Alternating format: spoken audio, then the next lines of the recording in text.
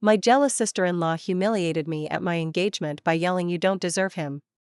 Then slapped the ring out of my hand and laughed as everyone watched. "You'll never be part of this family," she whispered. The room fell silent. She didn't know the ring was a family heirloom that actually belonged to me. The engagement party was supposed to be a joyful occasion. It was small, just close family and friends gathered at Jason's childhood home in Richmond. His parents, Susan and Daniel, were warm and kind, and they had gone out of their way to make me feel included since the moment I met them. I always felt at ease around Jason's family. His parents were welcoming, and I knew they were happy with our decision to get engaged. Even his friends were excited for us. Jason had always spoken highly of his younger sister, Eleanor. They were close, even if she had always seemed a little more distant than most people. From the start, I never thought much about her. I was a bit older than Jason, so maybe I felt like an outsider in some ways, but I never imagined anything like this would happen. It was supposed to be the moment where Jason officially asked me to be his forever. And when he got down on one knee, I felt like the luckiest woman in the world. He didn't just propose to me with a ring, he gave me something that had been passed down through generations in his family. The ring was beautiful, but the significance was far deeper than its diamonds. It symbolized the trust and love his family had given me.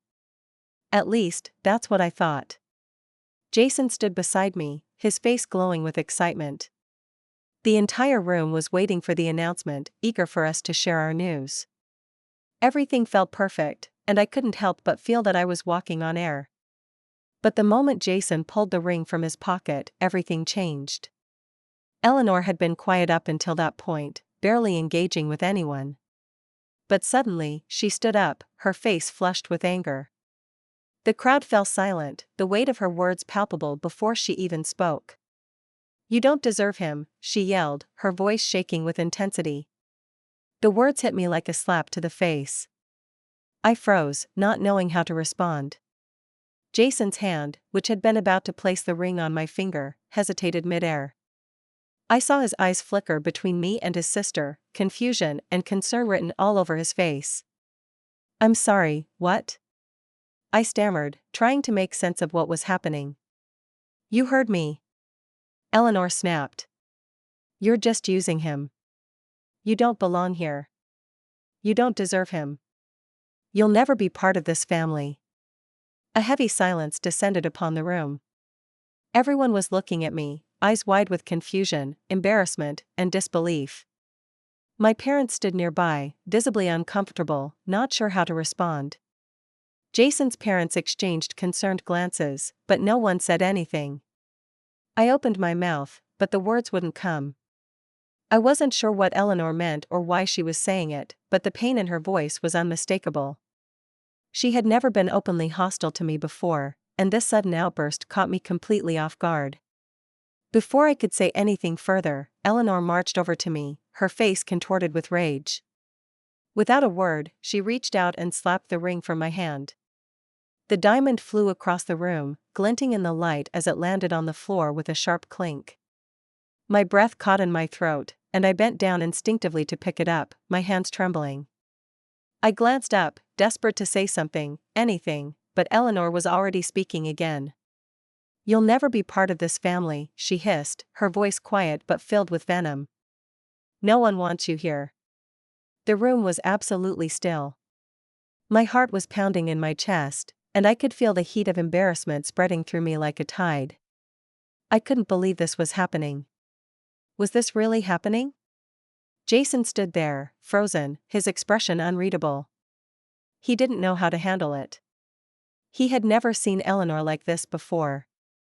And I could see the confusion and guilt in his eyes. I took a deep breath, pushing back the tears threatening to spill over. I needed to regain control. I couldn't let her tear us apart, especially not now. "Eleanor," I said, trying to keep my voice steady. "This ring is more than just a piece of jewelry. It's a family heirloom, passed down for generations. It was given to me, not because of anything I've done to earn it, but because it's a part of this family. Jason and we are building our life together." Your anger has no place here. Eleanor scoffed, rolling her eyes. You think you can just waltz into this family and claim it as yours? She shook her head, her arms crossed tightly over her chest.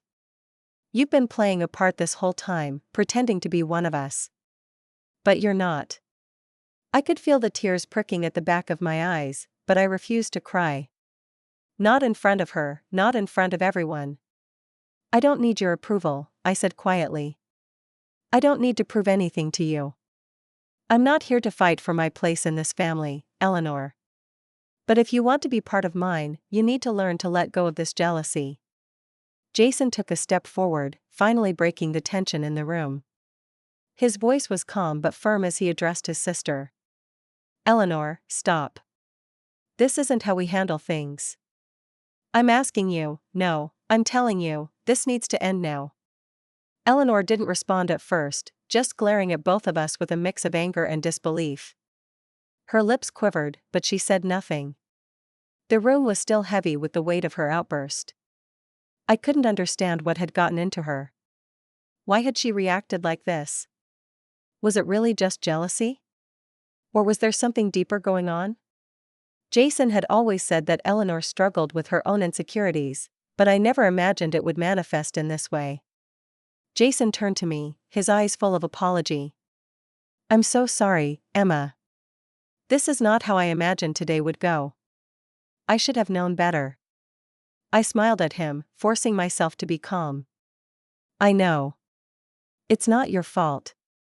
I don't want to let her ruin this for us. Eleanor, however, wasn't done yet.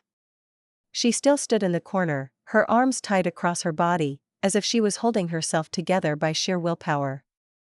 Finally, after a long silence, she spoke, her voice quieter this time, almost hesitant. I'm sorry, she whispered. I didn't mean to cause such a scene. I've been feeling so left out. I thought you were taking him away from me. Jason's face softened, and he took a step closer to her. Eleanor, I'm not going anywhere. But you need to understand that I'm building a life with Emma now. You're still my sister, and I love you, but you can't expect me to choose between you. Her eyes flickered with uncertainty, and she took a shaky breath. I know. It's just. I don't know how to let go of this jealousy. I don't know how to be happy for you too. It's been hard for me. I didn't know what to say. I wanted to be understanding, but at the same time I was still hurt. Hurt by her words. Hurt by the way she had treated me. I get it, I said quietly. But you can't keep treating me like this. I want to be a part of your life, Eleanor, but I can't keep walking on eggshells around you. She looked down at the floor, her expression pained. I don't want to push you away. I really don't. Jason reached out and placed a hand on her shoulder. We can work through this, okay? But you have to be honest with yourself. You need to let go of this anger. There was a long pause before Eleanor nodded, her shoulders slumping in defeat. I'll try. I need time. The room was still tense, but there was a sense that, maybe, things could start to heal. It wouldn't be easy, but perhaps this moment could be a turning point. Maybe Eleanor and I could find a way to move past this. I wasn't sure yet, but I hoped so. At that moment, I realized that while I couldn't control what happened with Eleanor, I could control how I responded. And maybe, just maybe, with time, she'd come to understand that Jason and I were a team, and nothing, no matter, could tear us apart. I didn't expect Eleanor to change overnight, but I knew that this wasn't just about the ring or her jealousy anymore. It was about something deeper, something I had never understood until that moment. The rest of the evening went by in a haze. People tried to go back to their conversations, awkwardly pretending like nothing had happened, but the tension was palpable. I couldn't help but feel everyone's eyes on me as I quietly sat in the corner, trying to ignore the burning heat in my chest. The party had been ruined. Jason kept checking in on me, but I could see that he was still troubled. He was torn, his sister and I were at odds, and he had no idea how to fix it. I couldn't blame him. This wasn't his fault, but it didn't change the fact that it felt like everything had been pulled out from under me. I had worked so hard to integrate myself into his family, to build a life with him, and now this. I had been humiliated. And the worst part? I hadn't seen it coming. As we drove home that night, the silence in the car felt suffocating. Jason's grip on the steering wheel was tight, his jaw clenched in frustration. He kept glancing over at me, but I was too exhausted, emotionally and physically, to say anything. "Are you okay?" he finally asked, breaking the silence. I nodded, though I wasn't sure if I was lying to him or myself. "I'm fine. Just tired." He sighed, and I could hear the guilt in his voice. I should have seen it coming. I should have known Eleanor was going to react like that. She's always been so intense about everything. "Jason," I said softly, "this isn't your fault. You can't control how she feels or how she acts. But I don't know if I can keep putting up with this. I feel like she's always going to see me as some kind of outsider, even though I've never done anything to deserve that." He was quiet for a moment, thinking. "I'll talk to her again. I don't know if that will fix everything, but I'll try. I don't want you to feel like you don't belong here. You're my family, Emma. You have to know that." I turned to look at him, giving him a small, reassuring smile. "I know, Jason. I know." But deep down, something was gnawing at me. What if Eleanor never came around? What if this wasn't just a phase? What if she truly couldn't accept me, no matter how hard I tried? The following days were filled with strange silence and awkward encounters. Jason had spoken to his parents, and while they were supportive of us, they seemed unsure of how to handle Eleanor's outbursts. They kept telling us to give her time, that she had always struggled with jealousy, especially when it came to Jason. But that didn't help me. It didn't erase what she'd said, what she'd done. Eleanor didn't contact me, not even to apologize. I had half expected her to reach out, maybe send a message or try to explain herself, but that didn't happen. Instead, every time we saw each other at family gatherings or ran into each other in passing, she acted like I didn't exist. She'd glance at me with a mixture of disdain and guilt before quickly looking away. The tension between us only grew, and Jason could see it. I could see it too, and every time Eleanor looked past me or ignored me completely, it felt like a reminder of how fragile our relationship was with his family. A week later, Jason and I went to his parents' house for dinner. I wasn't sure if Eleanor would be there, but we decided to go anyway, hoping that a bit of time might have calmed things down. I had spent the entire day thinking about how I would handle it if she made another scene. Part of me wanted to confront her, to ask her what her problem was, to demand an explanation. But another part of me just wanted to keep the peace, to show that I was strong enough to withstand whatever she threw my way. When we arrived, I could already hear voices coming from the kitchen. Jason's mother, Susan, was chatting with my parents, and Daniel was likely pouring wine in the living room. Jason and I exchanged a brief glance, both of us unsure what to expect. We walked in together, and Susan's face immediately brightened as she saw us. "Emma, Jason," she said, standing up to give us both a warm hug. "So glad you could make it. Dinner's almost ready." I smiled back at her, grateful for her kindness. "Thanks, Susan. We're happy to be here." Jason's parents were always so welcoming, and it was comforting to know that, despite the tension with Eleanor, at least they supported us. But when I stepped into the dining room, I saw her.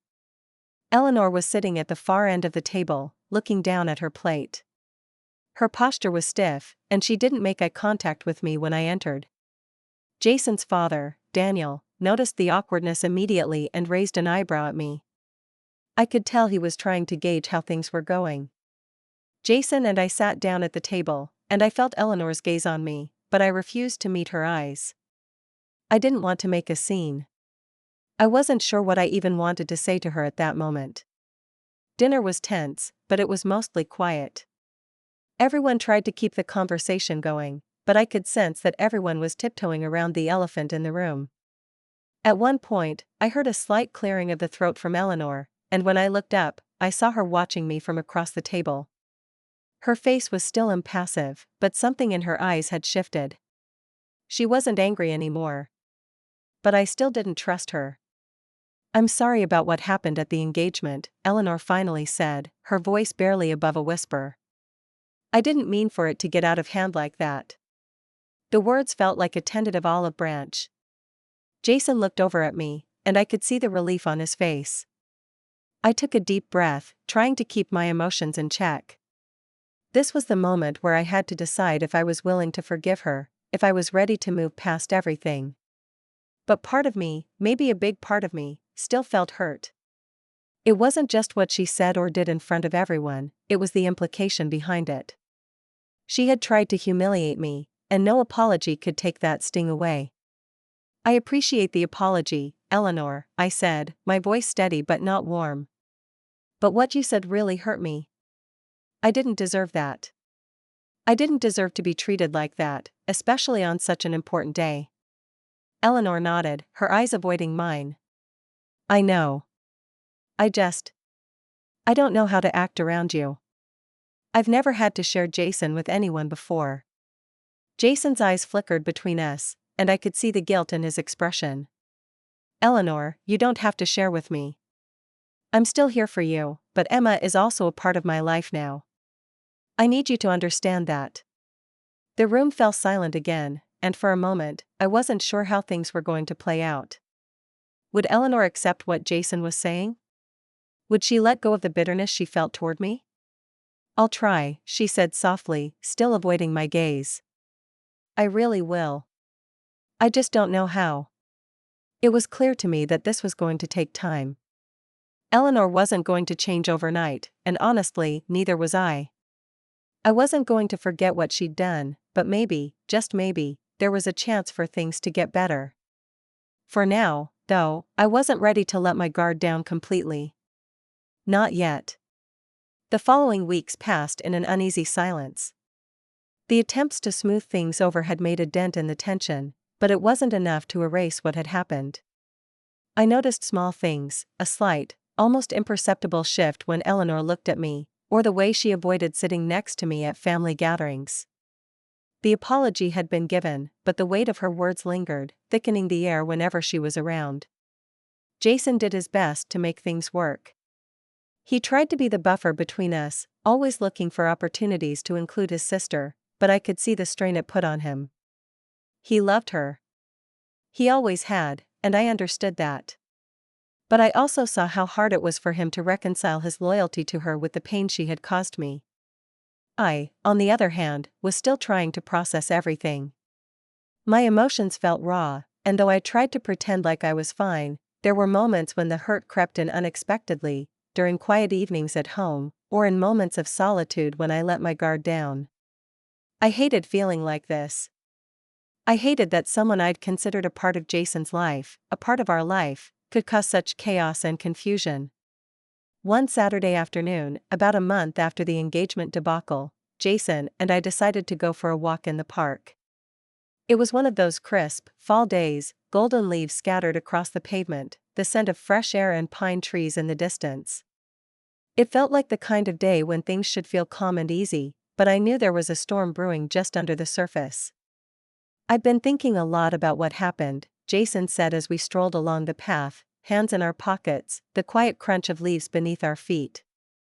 "I know it's been awkward between you and Eleanor, and I want to fix things. I just don't know how." I glanced at him, taking a deep breath. "I know you do, Jason. I can tell you're trying.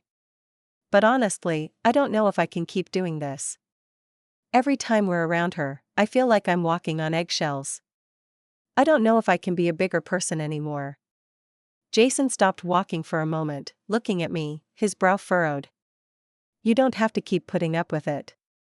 But I don't want you to feel like you have to choose between me and my sister. I don't want to lose either of you." I paused, considering his words.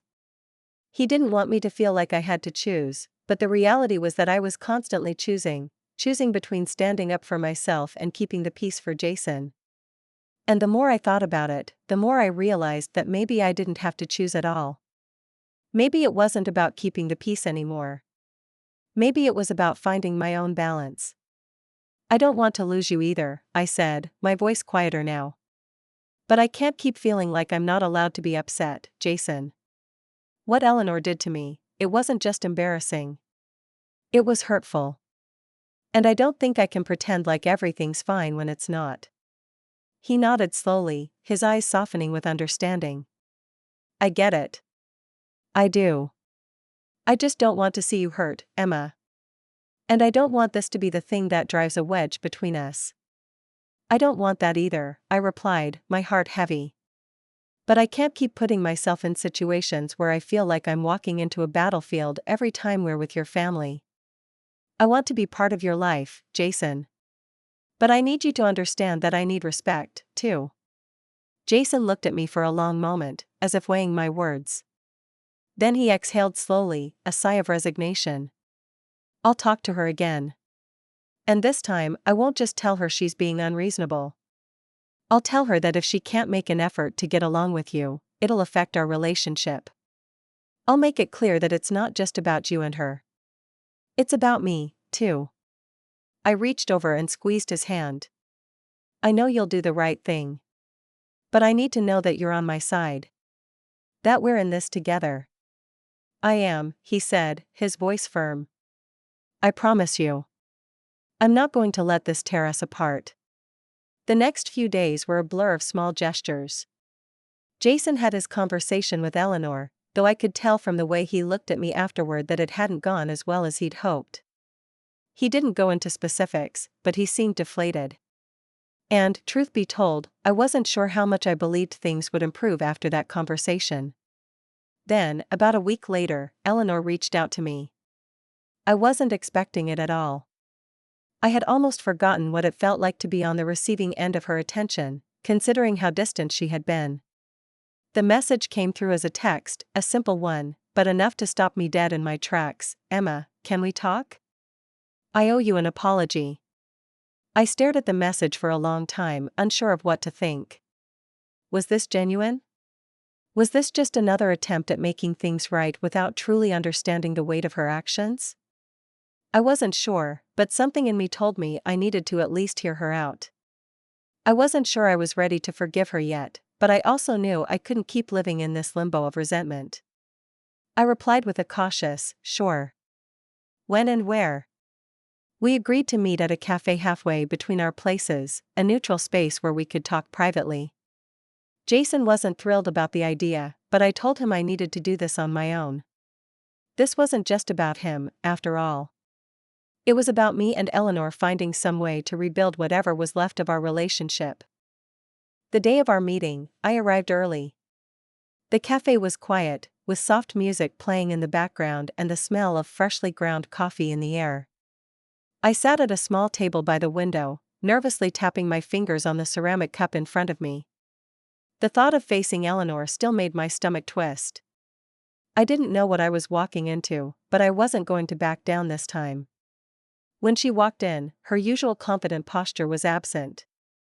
She looked smaller somehow, less like the person who had humiliated me at the engagement, and more like someone who had finally cracked under the weight of her own guilt.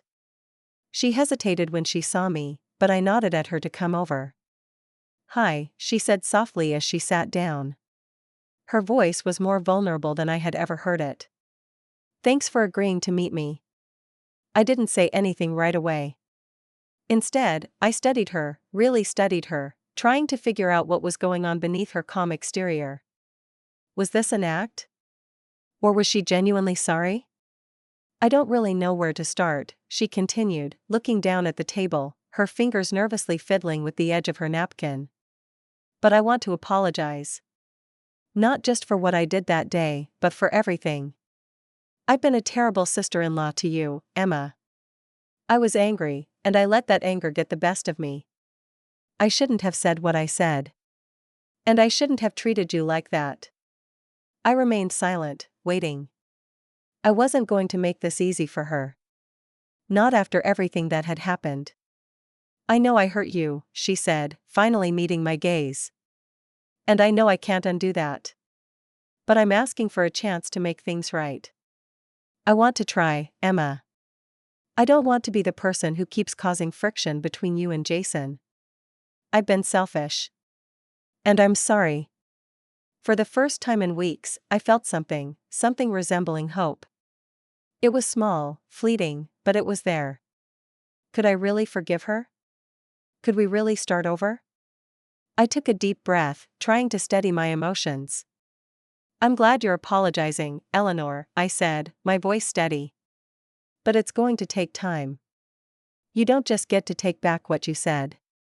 What you did. It hurts. A lot. She nodded, her eyes brimming with unshed tears. I know. I understand that. And I'm not asking for instant forgiveness. I want to try. I don't want to lose my brother, and I don't want to lose you, too. For the first time in a long time, I felt like maybe, just maybe, there was a possibility for something better. But it would take work. Real work. And I wasn't sure if Eleanor was truly ready for that. But I was willing to listen. And that was a start. The conversation between Eleanor and me went on for what felt like hours. There were no grand revelations, no sudden epiphanies, but I could tell that she was truly trying to come to terms with her actions. She didn't make excuses, she didn't downplay the hurt she had caused. And for the first time, I felt like she was seeing me, truly seeing me, not as the new girlfriend, not as the outsider, but as a person who had been wronged. I don't want to be the person who makes you feel like you don't belong, Eleanor said, her voice quiet but sincere. I've always been protective of Jason, and I didn't know how to handle it when he found someone else. But that's no excuse. I'm sorry. I looked at her, weighing her words. The hurt was still there, deep in my chest, but something was shifting. It wasn't a complete transformation, but it was a start. I didn't have to forgive her right then and there, but I also realized that holding on to the anger would only hurt me in the long run. I wasn't going to let her off the hook easily, but I could give her a chance to prove that she was willing to change. You have a long way to go, Eleanor, I said, my voice steady. But if you're serious about making things right, then we can try. But this isn't just about what you say, it's about what you do. Actions speak louder than words. She nodded, visibly relieved that I wasn't shutting her out entirely. I'll do whatever it takes. I promise. As we wrapped up our conversation, I didn't feel the weight of bitterness pressing down on me anymore. The air was still thick with tension, but there was a sense of resolution, of closure on my part. Eleanor had apologized, and now it was up to her to prove she could be better. And that was enough, for now. The next few weeks were a turning point. Eleanor did make an effort, albeit small ones, to be more civil with me. We didn't exactly become best friends, but she started to stop avoiding me at family events. She even started engaging in small conversations, asking about my work or how I was doing. It wasn't perfect, and the old wounds were still there, but it was progress. And all the while, Jason remained my rock. He supported me through every step, never pressuring me to forgive Eleanor immediately. He knew that I needed time. He knew that this was something I had to work through on my own, but he was there, always by my side. Then came the family gathering at Christmas. Jason's parents had decided to host a big dinner, inviting everyone, extended family, old friends, and, of course, Eleanor. As much as I'd tried to push the past behind me, I couldn't shake the feeling of anxiety that gripped me. This would be the first big family event where I'd have to interact with Eleanor since our conversation, and I wasn't sure how things would go. When we arrived at the house, I could tell that there was an underlying tension, not just between Eleanor and me, but in the air in general. Susan and Daniel were doing their best to keep things light, but I could see the looks exchanged between Jason and his sister. It wasn't a perfect situation, but it was progress. Eleanor approached me slowly after we had settled in. She was dressed in a soft green sweater, her blonde hair falling neatly around her shoulders. She didn't look confrontational, but there was a certain wariness in her eyes. "Hey, Emma," she said, her tone more neutral than it had been in the past. I just wanted to apologize again. I know it's been a while, but I don't want to leave things unresolved. I hope we can continue to move forward. I studied her for a moment, deciding how I wanted to respond. The old me would have snapped back, reminding her of everything she'd done to me, but the new me, one who had learned how much power forgiveness could give, took a different approach. I'm glad you're saying that, Eleanor, I said, my voice calm and collected. I really am. But like I said before, this is going to take time. I'm not going to forget what happened, but I'm willing to try. She nodded, her face softening. I get it. I don't expect you to just forgive me and forget. I'll keep doing better. I promise. And in that moment, something in me shifted. It wasn't a grand, dramatic moment of forgiveness, but it was enough to let me see that there might be a future where we could coexist without the tension. I didn't need her to love me or accept me as family right away. But maybe we could get to a place where we could both stand on equal ground, without the constant animosity. The real turning point, however, came the following summer, at a family reunion. It wasn't something Jason or I had been particularly excited about. Huge gatherings always made things feel more complicated, but this time, the dynamics had changed in a subtle yet undeniable way. Eleanor had been more involved in the planning, and I had noticed that she was making an effort not just with me but with everyone. She was trying to be less abrasive, more considerate. There were moments when I saw glimpses of the person I thought she could be, the woman who had been so angry and protective of her brother that she had forgotten to see the person who loved him and wanted to be part of the family. But the real change came when we sat down for the big dinner. I was sitting next to Jason, and across from me was Eleanor, her usual defensiveness nowhere to be found. As the evening wore on, Jason's uncle, a man known for his jokes, raised a glass. "Here's to my family," he said with a grin. "It may not always be easy, but we stick together." There was a brief pause, and then Eleanor spoke, her voice steady but clear. "I'd like to add something," she said, and everyone turned toward her. "I know I haven't always been the easiest person to get along with. But I want to apologize again, to Emma, especially. I was wrong, and I know I hurt you. But I'm really trying, and I hope we can all move forward from here." The room fell quiet for a second, the weight of her words hanging in the air. Then, to my surprise, the tension lifted. Jason's parents smiled, his cousins exchanged knowing glances, and even I felt the last of my resentment start to fade. "I appreciate that, Eleanor," I said, my voice steady. "It means a lot to me that you're making the effort." For the first time since everything had gone down, I felt like I could breathe easy. It wasn't an overnight fix, but I was beginning to realize something important. I didn't have to make her my best friend. I didn't have to invite her into my inner circle. But I also didn't have to let her destroy my peace, my relationship with Jason, or my place in this family. And that, in a way, felt like my revenge. The ultimate act of defiance was not in trying to one-up her, not in getting back at her in some dramatic way. It was in not letting her have the power to tear me down any longer. I would stand my ground. I would no longer allow myself to be humiliated or belittled. And with that decision, I finally felt in control. The night ended with laughter, with stories shared, and for the first time in a long while, I felt like I was truly part of something. Not because everything had been resolved, but because I had found a way to make peace without sacrificing my dignity. It wasn't the perfect resolution.